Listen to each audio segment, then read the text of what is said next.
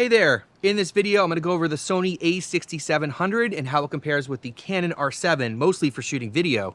Now, the newly released a6700, which is what I'm shooting on right now, is a very interesting release from Sony and is important for a lot of people because it's Sony's highest-end hybrid APS-C camera, and it compares really well with the Canon R7, which again is Canon's highest-level APS-C hybrid camera. And I think a lot of people are trying to decide between these two cameras, so I wanted to make this comparison. Now, it is rather toasty out here. I'm in North Carolina, so I'm gonna head inside because I think it'll be better for both me and the camera. That's right, overheating is definitely part of this discussion, so we'll get onto that later on in this video. All right, so I'm back inside and it is much cooler in here. Before we get into this, I just have to have a huge thank you to B&H Photo who lent me the a6700 to make this video and a couple other videos. I couldn't do this without their support, and like usual, I like to recommend that you shop at B&H Photo because I personally buy most of my stuff from there. There's links down in the description for the a6700, the R7, and everything I use on a regular basis, so big thank you to B&H Photo.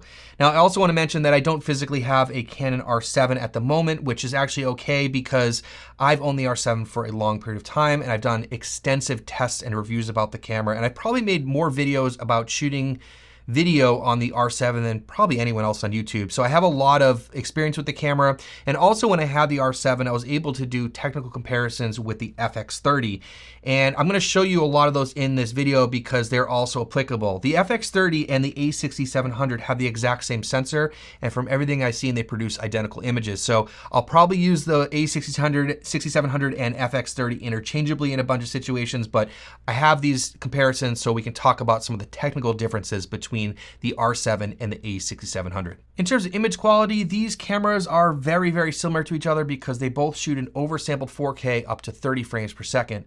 So in these images that you're seeing, the Canon R7 was shot in C-Log3 4K fine IPB, and the FX30 was shot in S-Log3 4K XAVC-SI, both cameras at the base ISO of 800, and I use the Sigma 18-35 on both cameras. Now, the reason why these cameras look very similar, of course, has to do with the oversampled 4K. The R7 has a 7K oversampled 4K, and the a6700 has a 6K oversampled 4K. Now, getting into pixel peeping a little bit with test charts to get a closer look at what's going on here, because overall, I didn't see too much of a difference just looking at images. So in 4K 24, I would say that the image quality and the sharpness and the noise actually looks very similar between these two cameras. And that's, as I said before, the oversampled 4K image is going to be pretty similar between these two cameras. Now on to higher frame rates, and that's where we're going to see more of a difference between the Canon and the Sonys. So on the R7 in 4K 60, there's two different ways of shooting it. You can shoot a non-cropped 4K 60, which is line skipped, so you're not going to get the same image quality, or you can shoot a cropped 4K 60. So when you start talking about comparing that with the Sonys are going to look better because they have an oversampled from 6K 4K 60. So taking a look first at the non-crop 4K 60 on the R7, I'd say full size they look pretty similar overall, but when you zoom in, the R7 is slightly less sharp, but it's closer than I thought, but definitely the R7 has more noise. Now, when you're getting onto the 4K 60 crop mode on the R7, this is a 1.81 times crop.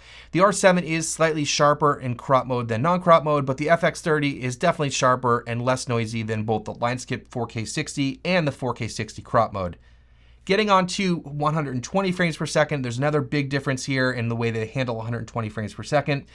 The FX30 and a6700 can shoot 4K 120, but it has a heavy crop on it.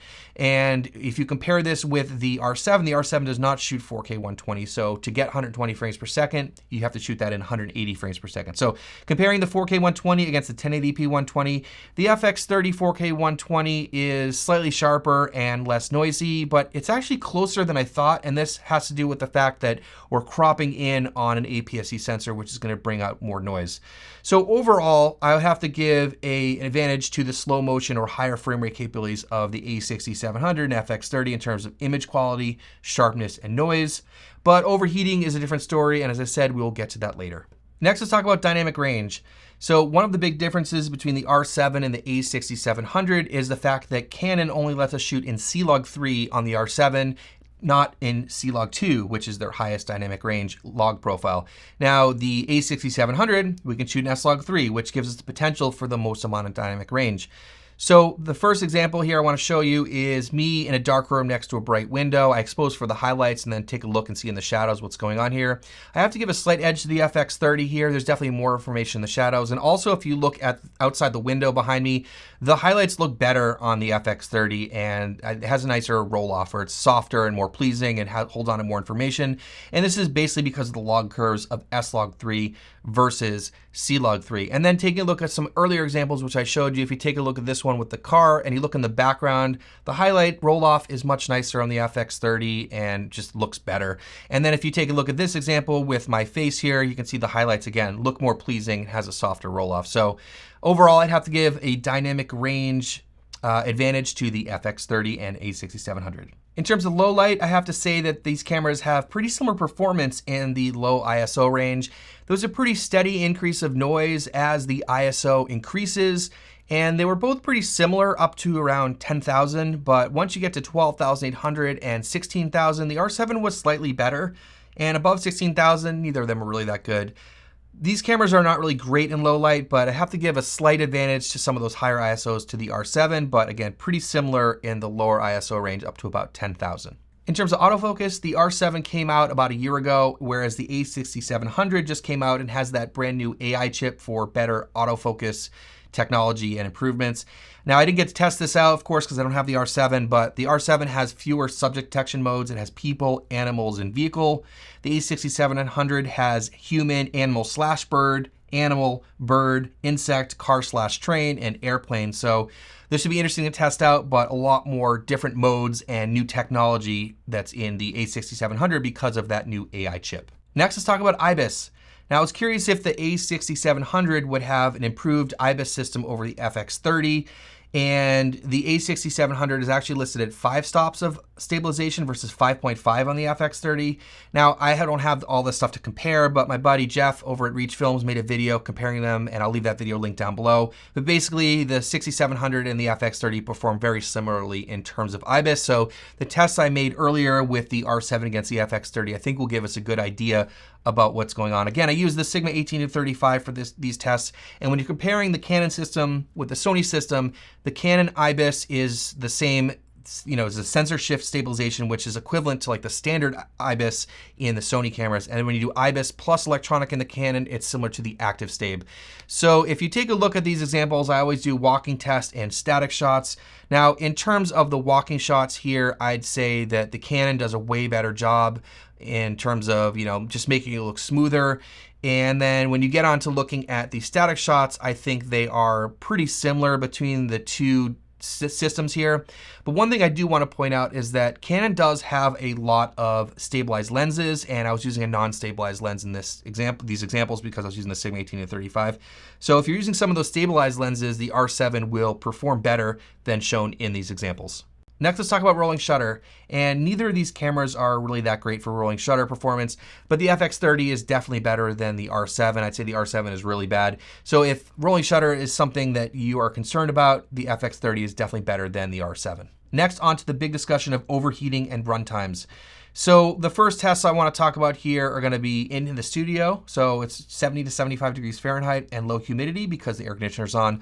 The a6700 in 4K 24 ran for 2 hours and 3 minutes when the battery died with no overheat warning. This is fantastic because it didn't overheat, and also 2 hours I think is a solid performance out of the battery. Now the R7 in 4K Fine 24 ran until the battery died at 2 hours and 14 minutes, and it had 3 bars on the overheat meter.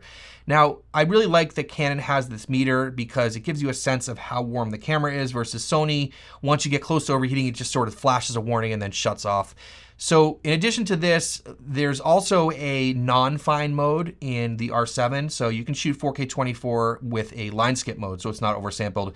Now this does reduce the image quality, but allows the camera to run without overheating. So if you're in a situation where you need extended run times, you do not want to stress about overheating, or if your camera overheats, you could flip it into the non-fine mode and keep it running. The a6700 does not have that mode. Another thing I noticed that's different about the Canon cameras and the Sony cameras is that when you plug an HDMI cable into the Sony cameras, you get decreased runtime when you're recording internally. So if you're just using a monitor, or if you're live streaming or doing a podcast and you're also recording internally, you'll get shorter run times. So in the studio, when I plugged HDMI into the a6700, it overheated in 1 hour and 11 minutes. I then tried to extend the runtime using a dummy battery to try to pull some more heat out of the camera. So with HDMI and the dummy battery, it overheated in 1 hour and 31 minutes. So when I ran it, like I said earlier, without the HDMI, I didn't even see an overheat warning.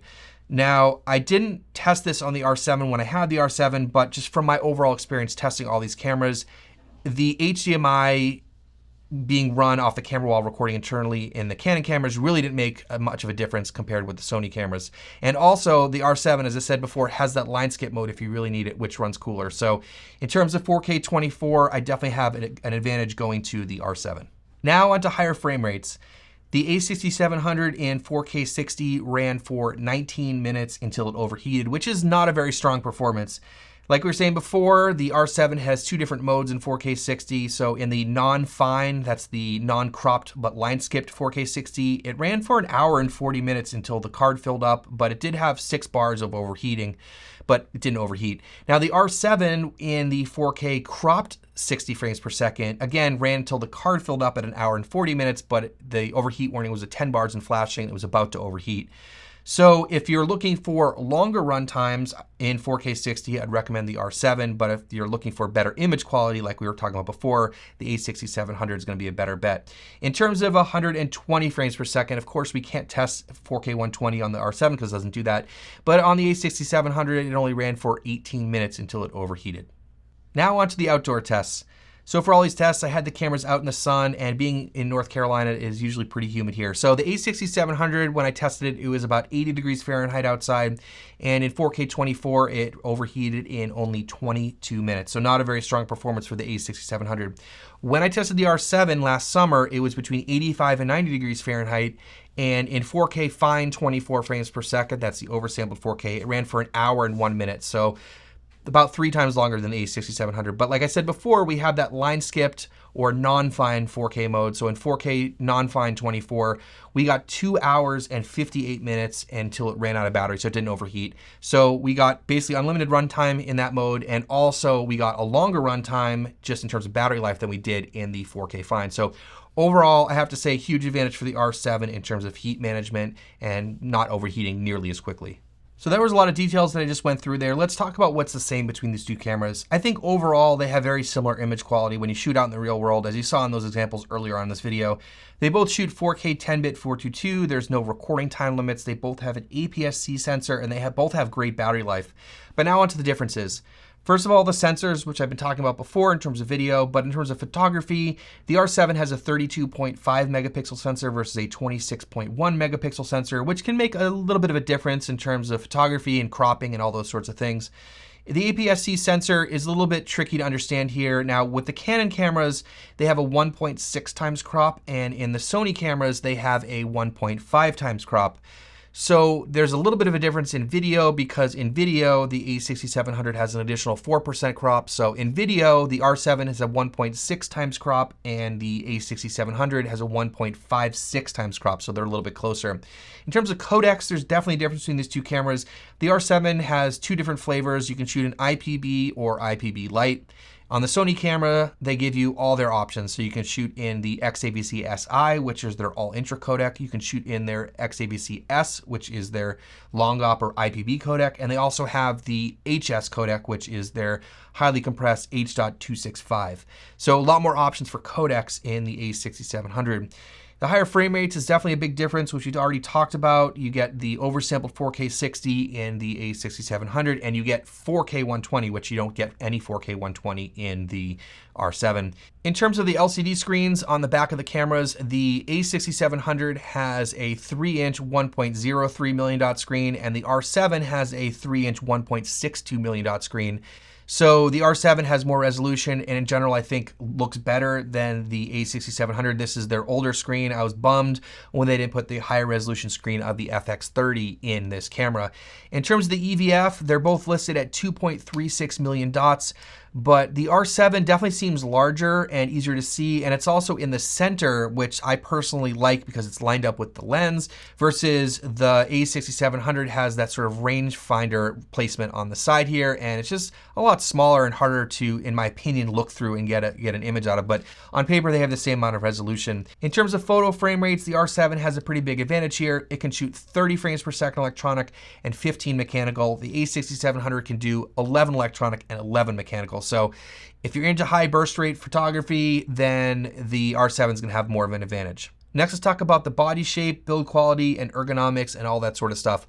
Now, when I first saw the a6700 and saw pictures and videos of it, I was thinking I wasn't really gonna like it that much. It looks kind of cheap and that kind of thing, but after using it for a while, it does feel pretty solid, and I think better than I expected. I think it's just personal preference really between, the two cameras. But there's a couple things I want to point out about the a6700 design.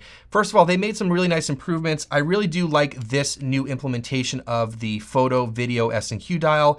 It's both, very accurate and satisfying, and it's in a really nice location. It's a very simplified layout here. There's not really a lot of extra buttons and dials. You have your PASM dial and custom mode dial here. And one thing that's really nice about the a6700 is they finally put the third exposure control dial. So you have one here, one up top, and then the wheel in the back. Like I said before, I don't like this small EVF, but you do have the flip out rotatable screen. So really nice for filming yourself. One thing to point out here is I don't love these doors. I'm trying to get used to them, but they're just a little bit hard to use, and you kind of have to get your nail in there to like pull it open. We also have micro HDMI, which of course is a bummer, but the R7 also has that. One big complaint about the body design are these strap triangle things. I thought we were over these flappy ones. The newer cameras have like some sort of tension in there to hold it from flapping, or they have that horizontal connection for the strap to go into, which is really nice on cameras like the FX30 and FX30. But they also put a nice big deep grip on this camera, so it's really nice to hold.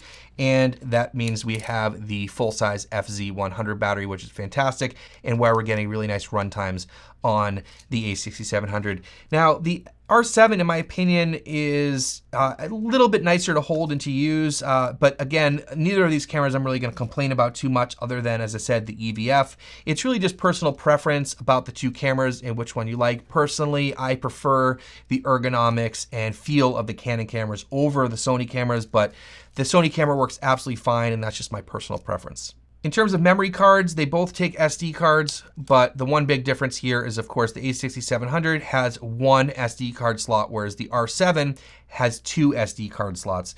So for some people, that doesn't make a difference whatsoever. For me personally, I really do enjoy having dual card slots for redundancy. If you're shooting any sort of client work or anything like that, you have a backup all the time. I always put two cards in my camera, but again, for some people that really doesn't matter. And one of the bigger things to talk about with these two cameras is not about the cameras themselves, but the lenses. In the Canon ecosystem, in the RF APS-C system, there really aren't a lot of lenses available. There are a few, and there are also some cheaper full frame lenses that you can use, but there really aren't a lot of native RF lenses. Now you can use EF lenses and adapt them, and I have made a video about my recommendations for lenses for the R7. I'll leave that video link down below. But overall, if you're going to buy an a6700, you have way more options, both from Sony and third party, for APS-C lenses for this camera. So big advantage for the Sony for lens options. So as I try to wrap up this video, let me first talk about why you want to buy one camera over the other. So why is the R7 better than the a6700? Well, it clearly has better heat management. So if you're looking for longer run times and less overheating, the R7 is going to be a better bet for you. It also has better IBIS or stabilization. It has slightly better low light. Again, that was very slight, but I think in my opinion, it does have better low light performance than the a6700. It has dual card slots instead of the single card slot in the a6700. It has better ergonomics and a better EVF. And that was subjective and in my opinion, like I said, but I did like it better. You also get more megapixels for photography. So if you're doing a lot of photography, you need to crop, then that comes in handy. You also get a higher burst rate in photography than you do on the a6700. So why is the a6700 better? Well, you get the more advanced autofocus features with that AI chip. You also get that auto framing feature, which is really cool for filming yourself. It's a lot of fun and can be handy in a few situations. You also get those higher quality, higher frame rates, so the 4K 60 that's oversampled, and you also get 4K 120. You get more dynamic range because you have S-Log 3 versus C-Log H.265 and you get better rolling shutter performance. So the reason I'm making this video is, of course, trying to help everyone make the decision between the a6700 and the R7, because if you're watching this, you're probably wondering that. But really, you have to think beyond just the camera decision, because when you're buying one of these cameras, you're buying into an ecosystem. And like I mentioned earlier on the video, part of that is lenses. So the Sony E-mount has way more options for APS-C lenses, and that's a big advantage. You also got to think about which lenses you already own, which other bodies you own or might be upgrading to in the future. Also, if you shoot with other people, what system are they shooting on? Because if you're all in the same system, you can share lenses, the footage will match, all that kind of stuff. So it's not just a6700 versus R7, it's also the ecosystem that you're buying into, and you really have to consider that. Now onto the price. Well, at the time of recording this, both cameras are $1,400 here in the United States, so again, same price for those two cameras. Now, as I try to really wrap up this video, let me try to answer the question of who these cameras are for. These are hybrid cameras. These are not dedicated video cameras. So if you're doing either mostly photography or 50-50, these are the kind of cameras that you should be looking at. If you need long run times and a dedicated video camera that will be reliable and won't overheat, luckily Sony has the FX30, which is sort of in this price range. But if you're going to try to decide between these two cameras for video production, the R7 does run longer because it has better heat management, and you also have that non-fine mode that won't overheat. But if you're looking for a camera that has better image quality in the higher frame rates and also has better dynamic range, the a6700 will be better for you. I think both of these cameras are great as a hybrid camera, keeping that in mind that you're not going to get crazy video production out of these for extended period of times, but short clips, those sorts of things, and get great photography capabilities in them, they're both going to be awesome. Hopefully this helped you sort this out, which one you should go with. And if you did enjoy this video and found value in it, I would really appreciate you hitting subscribe. Thank you so much for watching, and we'll see you in the next one.